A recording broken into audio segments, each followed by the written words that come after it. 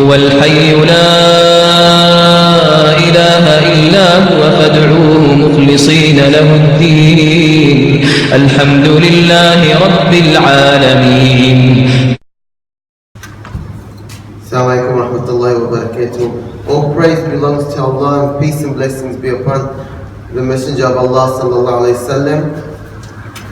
We just finished this month, the month of worship, where we have gained many good deeds in this month.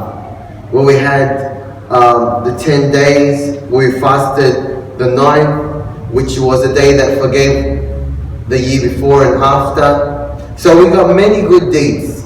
But there was somebody who's waiting, who's watching us, and who's jealous of us.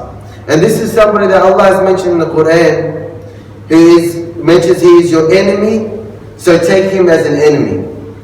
And this person is the shaitan. And we have to remember that the shaitan, he will never leave us alone. He will always come after us and attack us. And every time we do good deeds, he is getting more and more angry. He is burning with rage because he did not prostrate to Allah by Allah, and we are. And for that reason, he has many tricks. He has many tricks in his bag that he uses against us to make us lose our good deeds. And what he wants from us is our good deeds. So don't let him take your good deeds like a soldier takes the spoils of war. He wants to defeat us and run away with our good deeds. So today we will look at some of the tricks that the shaitan uses against us.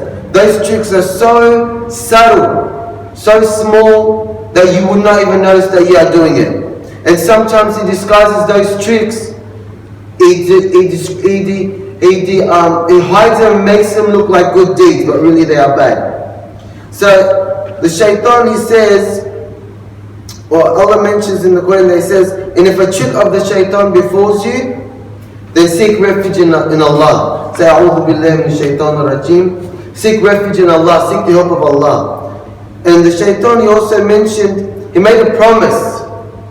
He made a promise and he said, by your might, meaning by the might of Allah. He said, I will trick them, all of them, except for your sincere worshippers, except for those that worship Allah sincerely. The shaitan will try to trick all of us. The first thing that he will do, one of the things that he will do, he will make you leave off the acts of worship. So any good deeds, especially now that you have been doing so many good deeds, and this month that passed, Ramadan, all these things, as soon as the month finishes, all those acts of worship finish, you say, you say, you deserve a prayer. Doesn't matter if you don't pray.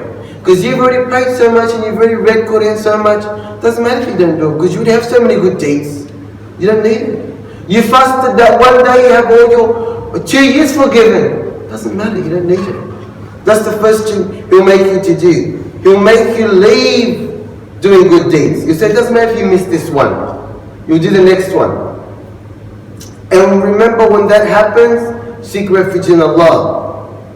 The second thing that he'll make you do, if he can't get you to leave it, he'll make you delay it. He'll say you can do it later. You still have plenty of time. When it comes time to the prayer, he will make you say, it doesn't matter, you can pray when you wake up. Because you already have so many good deeds. And the thing is though, we have to remember is we don't know how long we will live. So the best deeds are those that are done on time. Because if you delay those deeds, you don't know that will you have a chance to do it later? You might not. You might be somewhere and you say, when I go home, I'll pray. But you don't know what happened from where you are to when you get home. You don't know what will happen.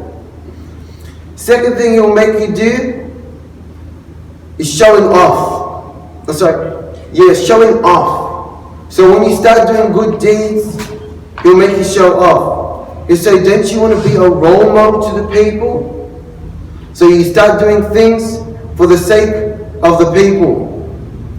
And you have to remember, when this happens, whenever these things happen, you have to seek refuge in Allah. Showing off, and how will you know that you are showing off? Is when you start doing things for the sake of the people. Or you start giving money so that the people can see you. And when you do that, the shaitan, when you start doing that, you're not doing it for Allah anymore. You're doing it for the sake of the people. And then those deeds that you're doing, you will not have any of the benefits of those deeds. Because you're not even doing it for Allah, you're doing it for the people. Then He will make you, what He will make you do is, when you enter the act of worship. So if He couldn't stop you from delaying it, if He couldn't stop you from leaving it, if He couldn't stop you from showing up, He'll wait for you that when you enter the act of worship, whether it's praying or reading Quran, then He will come to you and He'll want you to do it quick. He'll want you to finish quickly now. So for example, if you're praying, He'll say to you, read Surah Al-Ikhlas, Qul Allah Ahad. That is a mighty surah of the Quran, even though it's a small one. He says that's a mighty surah. It's worth a third of the Quran in reward. Use that one. And then now, instead of using it once, you're using it in every single prayer so that you can get the prayer over and done with that finished. And the shaitan will say, "Don't your prayer's accepted, you've prayed it." Doesn't matter how quick it is or what surah you read, the point is you prayed it. And you got it done quick. And if you're reading Quran, for example, and you're trying to read with tajweed and pronounce it correctly, you say just read one page quickly. It doesn't matter, you read a page. Doesn't matter how you read it. The important thing is the meaning. So I read it quickly. And He'll make you read it quickly so that you get done quickly. But you have to remember that Allah loves if you do a deed, that you do it well. That you do it from the heart. That you don't try to rush and get it done with just to get it out of the way. You have to do it from your heart with sincerity. And one of the other things that will do, last thing will make you do is arrogant or amazement with yourself.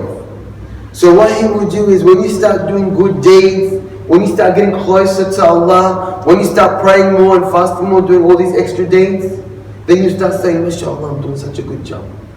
And then when you start thinking that you are good, Shaitan first will say, you're good, look at you pray, look at you fast, look at you go, you're good. Hey, look at that guy praying. He's not even praying properly. Look how quickly he prays. Look at his eyes. He's not even looking on the ground. That's not good. Now when you start comparing yourself with other people, when you start thinking, I pray better than him. How much did he give? $5? That's not worth anything. And you start giving more. I give more than that. Then you start thinking yourself as arrogant, and you're not worried about doing for the sake of Allah. You start thinking that you're better than everybody. So these are some things that the shaitan uses every single time with us that we need to be mindful of. And finally, we have to try to remember that we've done all these good deeds in these months, and these months of worship, acts of worship, that we don't want to lose any of these deeds. So we have to always remember when the shaitan comes to us, we have to say, A'udhu billahi minash shaitanir rajeem, when we remember. And in terms of arrogance and showing off, we got to remind ourselves that why are we doing these good deeds? Is it for ourselves, so it show off to the people so that people think we're good? Or is it because we want to seek the pleasure of Allah and earn Allah's paradise and reward, and seek the refuge from Allah, protection from Allah, from His punishment? So remember that to always seek the refuge of Allah when you remember that you've done something wrong. Assalamu alaikum.